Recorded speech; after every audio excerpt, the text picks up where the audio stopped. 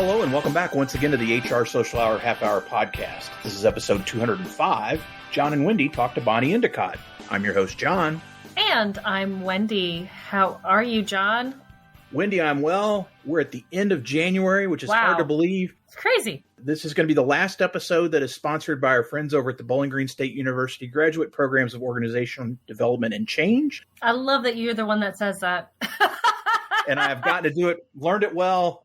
We want to thank Tom Daniels and all the folks at BGSU for their support of the show and coming back to introduce us to Lori Gobble. And just everything that we've been able to do with BGSU over the last couple of years has been a true honor. And so want to thank them. Yes. But, you know, Wendy, it's January and it's snowing. We've had 2 bouts of snow in Virginia already. You've had more snow than we have. Yeah, sleet. And so maybe it's not exactly the time people think about this. We need to talk a little bit about ice cream. It's the perfect time to talk about ice cream. Is there ever a bad time to talk about ice cream? I don't think so. We were talking before the show. I think that the audience needs an update about what you're doing with your ice cream. This is something, it's slow going. I'll be honest, because there's a lot of regulations around dairy that I had no idea about. And I'm sure most of our, we're in HR. We understand regulations. We understand rules. There's so many hoops that I got to jump through for this. So I recently became Serve Safe certified. I can tell you how you should store fish in the refrigerator if you're going to cook it for sale, which has nothing to do with ice cream. I realize that, but I did have to become Serve Safe certified in order to use the commercial kitchen here in Brookings. So I have done that. I am now needing to purchase a freezer to store the ice cream. And that's my last hurdle. So I am official with the state of South Dakota. I'm official with the IRS. I really just want to get through all of this so I can have fun making more ice creams and coming up with new fun flavors. So my husband recently brought home some peanut butter whiskey. I did not know you could have flavored whiskey. I had no idea. I would assume it would be kind of like if you did a rum or a vodka or something. Yeah, apparently. So, peanut butter whiskey, which made a really nice vanilla. We did have that in at Eponymous earlier this evening in a beer float with their maple stout, and it was very good. Highly recommend it. So everyone just come to South Dakota. Everybody go to Brookings right now. Come on over to Brookings, and Eponymous does want to have like beer float nights. So that will be a thing in the future once I'm able to start selling it. But I'm close. I'm very hopeful so Eponymous started, little known fact, Eponymous started around this a little bit after we did with our podcast. So their 4th anniversary is coming up. And so I am hopeful that I will be officially selling by their 4th anniversary this March. And I think we should also note that not only do you have all these other things, you have a really cool logo.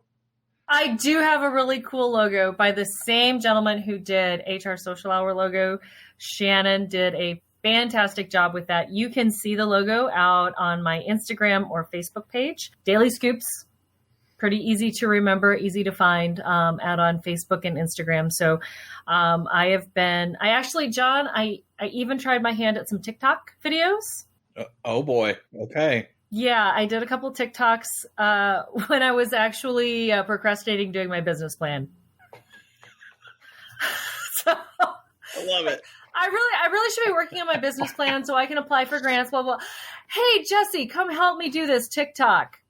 That did lead to me making the peanut butter whiskey ice cream. So, I think that it was time well spent making yet another recipe to sell eventually. So we're closer. I'm closer. I'm excited. Never in a million years, John, did I think that, here, 4 years later from when we started the podcast. So I'm doing a podcast.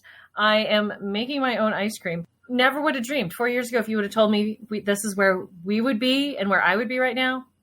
I would have probably called you a liar, but sometimes you put it out to the universe and the universe says, okay, here you go. run with it. I think you've said that before, and I think that's a great way to put it. It's been really exciting to hear and see all the cool things you've got going on with it. Congratulations on that new certification. And maybe we can put in the show notes how to store fish if that's indeed something we want to do. If that's something you want to do, hey, I can tell you the proper way to clean. I can tell you how to accept, food from your vendors. As I'm going through this, I'm going, this is nothing I'm ever going to use. But, if you're HR certified, how many of those HR certification questions do you actually use on a daily basis? Let's be true about these certification questions. Very fair. I would have to say, even if you told me 4 years ago that we'd have our guest on tonight, I probably would have laughed, because I don't know if we knew Bonnie back then, but we've known her for an awful long time now. And I'm glad that we're finally able to make this happen. So without further ado, let's make the introduction and get started. Yeah, super pumped to welcome Bonnie to the show. Bonnie has more than 20 years of experience in America's top Fortune 100 and 500 firms, developing and honing expertise in talent development, HR, and organizational development. She designed, facilitated, and implemented learning and development programs at IBM and launched a corporate university and sales training at Capital One. She spent 12 amazing years leading and building the talent function at Southwest Airlines, and now she serves as Vice President HR at Zachry Group. Well, Bonnie, welcome to the show. So excited to have you here. Our first question, what is in your glass? Awesome. Thank you, Wendy. Thank you, John. I'm so excited to be here. And today probably everybody knows if you follow me on Twitter, I drink a lot of tea. And so tonight I have a green mint tea. We get a lot more tea these days. Do you? We get a lot more tea these days. I've heard water for a while. Water, yeah. I think maybe now we're in the winter and maybe it's changed up a little bit. But yeah, so I need a little perk. So I'm kicking with the tea tonight. But we're not going the fully leaded coffee like some of our other previous guests of late have been doing. Bonnie, again, we're so happy that you're able to join us. And as we always start, how in the world did you get your start in human resources? Yeah, that's a good question. It's funny. I get that question a little bit, and I never would have thought I would have been in HR when I graduated college with a business degree. And I got my first job doing business process writing and training for ERP implementations. And so that's really how I started. I learned about training and kind of technical writing and did that for a while before I even realized really that I was in quote unquote training. That's not back in the day when we graduated, there was no HR degree. It was business. And then you kind of found your way into it. So yeah, started way back in the 1900s, I'll say. We did too. That's okay. Yes, we did. Nothing wrong with that. No, not at all. Not at all. It does sound weird to say, though. It does. It does feel vintage. It does sound weird. Yeah, exactly. Vintage is. I don't know that I like vintage anymore because I've seen some movies that came out when I was in high school that are called vintage, and I'm not a fan of that. But no, when they start including like music from the 80s and like classic rock, you're like, ooh, yeah. Or elevator music from the 90s is classic. That's I can't do that. You go into Walmart and you start jamming out to Debbie Gibson and you're like, oh man. Oh, anyway, sorry. We do not besmirch Debbie Gibson on the show, Lady Daly. I know. Hey, we should all listen to Debbie Gibson right now. Love Debbie Gibson. I have been trying to find sheet music so that I can play Lost in Your Eyes and get Vadim and Tracy on video and we can all sing together. I just need the right version. I can't find the right version. I feel like TikTok is waiting for you to do that. All right. Well, back on track. Bonnie, you did, as you said, you started in learning and development. And then when you joined Zachry, you took on responsibilities of total rewards and talent acquisition, which is kind of, some of it's similar, but it's like a 90-degree turn there. What was the draw to this opportunity and what have you learned about those areas that has surprised you? Yeah, that's a really good question because sometimes I ask myself that now, as I'm learning and growing, what's going on. But I started supporting, so I've been in talent for a while, kind of talent management and talent development, and I started supporting HR business partners for couple of years. And I was like, okay, I think because, in training, sometimes you don't always report up to, HR. Maybe you might report up to a business line or whatever. And so really kind of working in a proper HR team, like I did at Southwest, had the opportunity to support HR business partners and really kind of, see more of the proper HR side of things. And so that piqued my interest and I wanted to learn more. And then I began to really learn, what does it mean to have a compensation, strategy, if you will, that's really well interlinked with talent, kind of an integrated talent management, cohesive thought there. And so began to learn more about compensation and just really how that supports, all of your talent stuff, performance management and succession planning, et cetera, et cetera. And so I just really kind of started learning about that. And then I thought, hey, next step, I want to grow. So let me try my hand at kind of full scope HR. And so it has been a delight to support full scope HR. And it's been a challenge. And last year we did some cool benefits things, cool benefit programs at Zachry. And that was a big time learning, really getting into kind of benefits administration and learning how to roll that out. So was super cool. And I learned a ton, and I've learned you can never, ever be a full benefits expert. At least I won't. Those are some smart people. I think Wendy's with you there. Yeah. Bonnie, I always enjoy getting a chance to talk to others that are in the construction business because it is not a glamorous business, as we've discussed, but it is a critical one.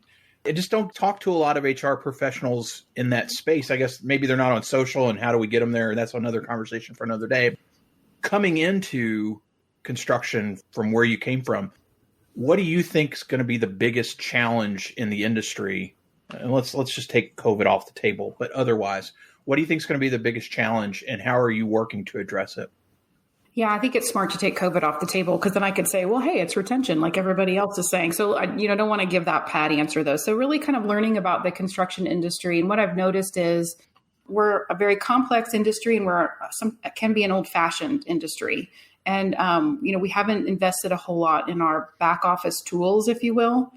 And so I think probably that's what I'm seeing as one of our biggest opportunities, is to think about HR as one of our back office functions, but how can we help us be more innovative, build up the scalability, and really kind of think about HR more of it as a strategic role. And so that's what I'm really kind of learning, investing in the technology and even the thinking about how we can engage employees. So I spend a lot of time thinking about our employee value proposition and kind of that employee experience and what's that going to look like. At Zachry, we've got employees who are kind of craft, right? They're on the front line. They're the construction pros, and we've also got the engineers, behind the scenes, and we've got all kind of your staff workers as well, the folks who keep headquarters going and all the back office work like HR and IT and accounting and all. So we just have a really wide variety of employees, employee types, and career paths and things like that. So we just need to think fresh about our employee experiences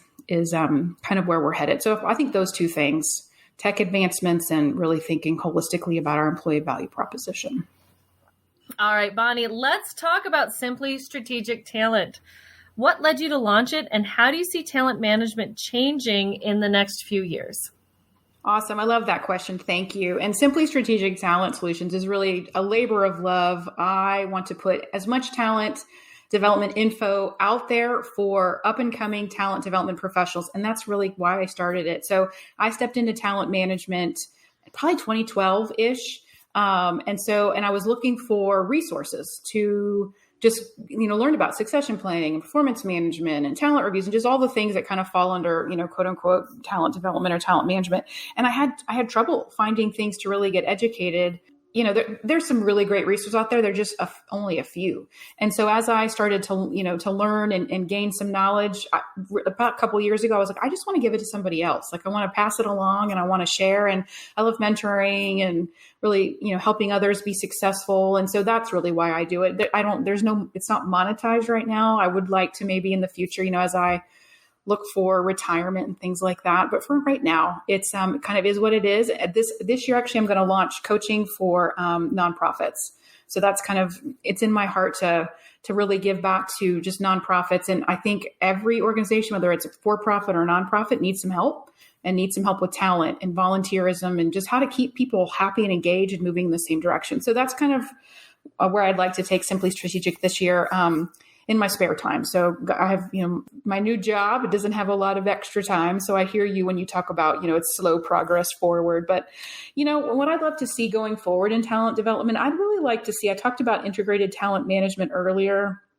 I'd like to see that used more. I'd like to see us really talking about, maybe HR teams getting together and talking about, hey, here's some things I'm thinking about in talent.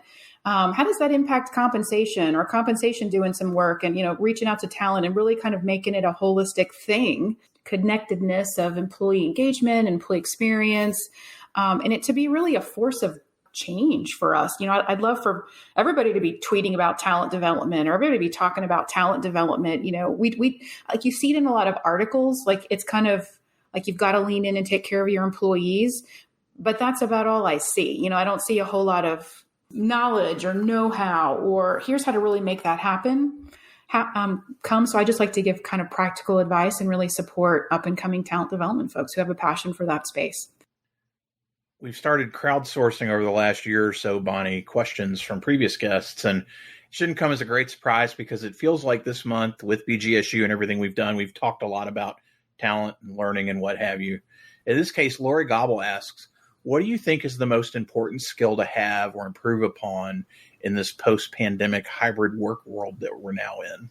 That's a really good one. I love that you guys are doing this and crowdsourcing the question. So, you know what I would say, and I thought about this one a lot, and I felt like this answer might be a little hokey, but I'm going to say back to some of those interpersonal skills, right? Like pick up the phone and call somebody. So easy to text or do an IM or send an email, or, but really to pick up the phone and talk to somebody and kind of make that connection.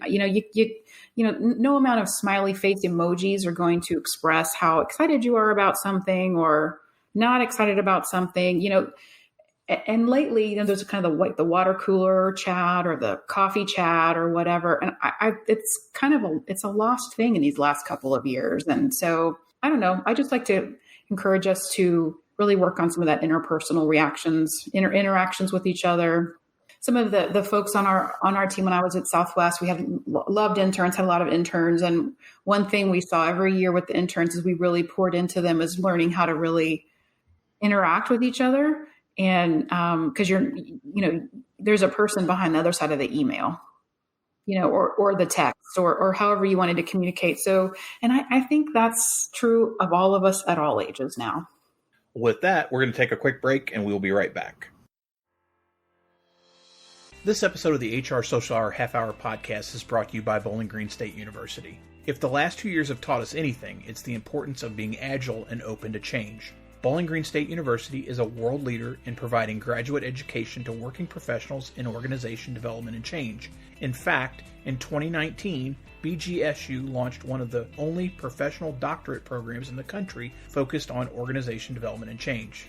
Both the master's and doctorate degree programs are designed for working professionals and blend the convenience of virtual learning with regularly scheduled in-person weekends a few times a year. The BGSU graduate programs in organization development and change provide students with practical skills and help them grow from a subject matter expert to a sought-after thought leader. To learn more about the master's and doctorate programs in organization development and change at Bowling Green State University, visit bgsu.edu/MOD. Thanks again to Bowling Green State University for sponsoring the HR Social Hour Half Hour Podcast. And now, back to the show. And we are back. Bonnie, it is now time for everyone's favorite part of our show, the half-hour question connection. So, first question, what career did you dream of having when you were a child? I always love everybody's answers, and I am sad to say I have no idea. I do not remember what I wanted to be when I was a kid. The only thing that I remember is when I was in college, I wanted to be, I think it was college, I want to be an international consultant. I don't even know what that means, but that's what I wanted to do. So I have no idea. I guess I had no aspiration. That was back when like Arthur Andersen was the consultancy, right? Like that's what everybody I knew wanted to work for Arthur Andersen and do the same thing. In the 1900s, we wanted to work for Arthur Andersen. I don't know what I'm going to do, but that's what I want to do. Right. I don't know how to do that. I don't even know what that means, so that's what I want to do. Bonnie, who's one person you gained in your network in the last year that you think more people should know? So this is outside of a year, but I will speak to when I was in ATD in Dallas, and I'm very plugged into that group. So that was more than a year since we're now in San Antonio. But Rance Green is someone I think everybody should know. He is an excellent storyteller, and he is passionate about teaching others to tell their stories. And so he's a great friend too. And he's just a really talented guy. And I think that it's good for all of us to learn how to tell a good story, no matter kind of where we are in our career or whatever we're doing. Bonnie, if you could go back to the start of your career, what's one piece of advice you would give yourself based on what you know now? Well, back in the 1900s, I would have told myself, I'm going to stick with my theme here. I wish that I had, as John does, and you do, Wendy, as you have a network, you guys stay connected with them. I wish that I had stayed connected with my network that I had built at each of the places that I had worked with, or at least a handful. I have a few that I've kind of carried around with me, but that's not a special skill that I have. And so I really wish that I had, and I wish that I will do going forward, really kind of work on keeping my network strong. Not always for career purposes, but to call and say, hey, I see you're doing X, Y, Z now. I have some questions. Can you teach me about this or that? Bonnie, you talked a bit about it with Simply Strategic Talent, but how else do you enjoy giving back to the HR community or even your community at large? I think that food insecurity in the United States is just silly. And so I really am looking for ways to plug in here in San Antonio for food insecurity. So I was plugged in a little bit in the Dallas area. And so now that we're getting settled in, whether that's giving time, giving money, just really helping with food insecurity, that's kind of recently where my kind of community giving passions are centering. Bonnie, what is your favorite movie? That's also a great question. I generally don't have one favorite. I really like the Star Wars series. For my husband and I are very, very nerdy. And so Star Wars is just a wonderful go-to. And we love to talk about Star Wars. I love Yoda, anything Star Wars is a good conversation. I'm going to work under the assumption that we are talking the Star Wars of the 1970s and the 1980s. Thank you. Yes, sir. Okay. Indeed. Well, I will tell you, though, that we went back this year as we were just kind of getting settled into our new life here, and we just needed some kind of outlet time, my husband and I, and we went back and watched them in order. And so it was very painful to watch those fill-ins. I don't even know what to call them. But the story, it was good for the story. But what we did watch, we watched them in chronological order. I don't want to be disparaging, but... So story chronological order? Yes. Okay. Which put those that shall not be named first. Right. Because they're first in the chronological story. It is very interesting as we talk about our vintage and others, the passion that younger people have that grew up on the prequels. As someone that collects figures of Star Wars, I love listening to these individuals that are in their 20s talk about those movies like I talk about Star Wars when it was just called Star Wars. Star Wars. That was just that. Not just Episode 4, not A New Hope. It was Star Wars. That's what it was. What's the most memorable or your favorite live performance that you've ever attended? So I have two answers for this. So my most favorite concert that I went to was Muse, and I can't remember which album it was. It was one with the big robot. It had this big, really cool scenery, and it was just an excellent, excellent concert. Not too long ago, but I have to tell you that my best friend and I, when I worked for Southwest, when we could travel, if there were open seats available, and she loved, not me, I want to be clear, she loved Bon Jovi. So we traveled the country to see all the Bon Jovi concerts that she wanted to see. And we had some excellent, excellent adventures, like running along the beach, trying to get in front of the horde of women who were like going for the front of the stage. Like we have just really great, that we look at upon now back, 10 years ago, and we just laugh and remember we used to do that. And so she was such a fan, and it was just fun to see her be all excited. So that was kind of a fun girl thing that we used to do, but it was not my favorite concert. He's a good performer. But great adventures. So. Great adventures. That's right. How fun. That's right. Very fun. Bonnie, if you could be on any TV show, either as a character or as yourself, what would it be? All right. So I'm going to also show my nerdiness. I don't even watch television. We watch like streaming and stuff. So I've never watched TV any. To me, streaming is TV, but like I don't watch any like TV. Well, I shouldn't say I watch series, nerdy series, but I really think that we could, the HR community, maybe this is going to be your next exciting adventure, John and Wendy. We need like the HR Seinfeld, or like the HR, the office or something, because I mean, every HR professional has like just stories that, like you couldn't make that stuff up. So like, let's either put it in a book or put it in a TV show and like, do some, because, Seinfeld, what a show about nothing, but we've got a ton of content between all of us to talk about. Years ago, there was supposed to be a TV show about HR that just fell apart and never, I don't know if the pilot got done. It was Judy Greer was supposed to be the star of it. It just never went anywhere because it got some publicity in our world that like, hey, you're going to have a show focused on what we do. How is it going to be like The Office or something? But it just they clearly happened. Didn't do enough homework to find out all the really good juicy stories that we have to share. Right. That's right. I mean, from just Southwest alone, there's some just fantastic stories that you can't make up. Right. That's what I always tell people. I'm not making, can't make it up. Nope. Can't make it up. Nope, we're not. It's been declared Bonnie Endicott Day all around the world. What are we doing to celebrate? I love this Bonnie Endicott Day. Okay, so this is going to be a challenge for everybody. Not everybody, half of the population. I would like us all to go to a silent retreat. Oh. Where no one speaks for a day or two. I like it. Wouldn't make much of a podcast, but okay. No. Not much of a podcast, but just for a little vacation, like just no speaking, just quiet. Mm-hmm. No new issues, no new things, and I'm sure we would drink tea there while we're quiet. So there we go. Kind of a given. Yeah.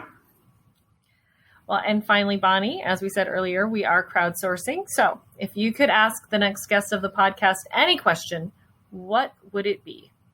Okay, so I'm going to go with the productivity question. I would love to know the best time management hack your next guest has. And I would love to learn what that is. Good question. I'm glad I don't have to answer it. I say, what is time management? But it is now in the book. It will get asked very soon. Bonnie, this has been just a fantastic conversation. I expected no less. I appreciate you so much for being in the community, particularly what you're doing with Simply Strategic Talent. I spend time there and read things, and it's been really beneficial for me not being in that space directly. Really appreciate you being part of what we do and sharing in the conversation. I know most of our listeners are probably connected, but if they're not, best way for them to reach you out there. Yeah, awesome. So you can visit me at simplystrategictalent.com, or you can find me on Twitter at Bonnie Endicott. That's BonnieEndicott. We will have all that in the show notes. And then Wendy, how about you? Best way for listeners to reach you out there? Best way, as always, is on my blog, mydailyjourney.com. And of course, the second and fourth Sunday of each month, 7 p.m. Eastern Time, you will find me on Twitter as part of our twice monthly Twitter chat. How about you, John?